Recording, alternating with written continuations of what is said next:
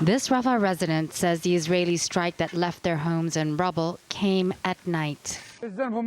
What is their fault? They were having dinner. We want peace, not war.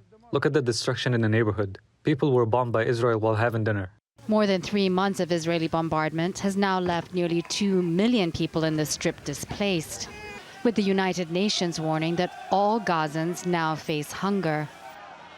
But on Tuesday, signs of some hope, with Qatar announcing a deal with Israel to send more desperately needed aid into Gaza in exchange for medicines for hostages held by Hamas.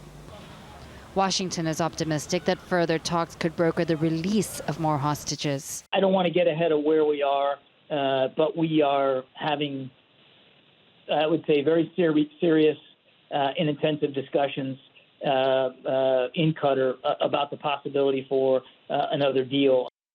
Although Hamas has been clear that without a full ceasefire, no more hostages will be released, a notion flatly rejected by Israel as its bombing campaign goes on.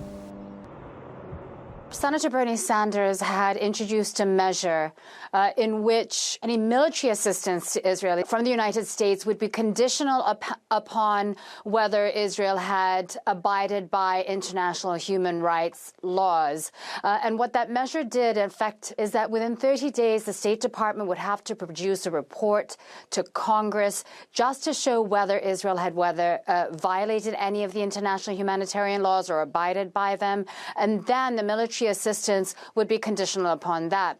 Now, it was very unlikely for this vote to go through at all because the support that Israel has in the United States is pretty across the board on both sides of the aisle. All politicians, all walks of life generally support Israel here. There's about $3.8 billion of military aid that the United States provides to Israel every single year, and even more that the Biden administration is trying to push forward now with this war going on. So it was going to be an unlikely situation that they would pass it. But the reason why it's significant is the fact that it was even brought forward at all. It's almost unheard of that any kind of measure or law would be brought forward here in the United States that would question military assistance to Israel. And even though it was rejected by the majority of senators, about 11 of them lent their support, which again shows that the tide is turning a little bit in the United States, where people are starting to question,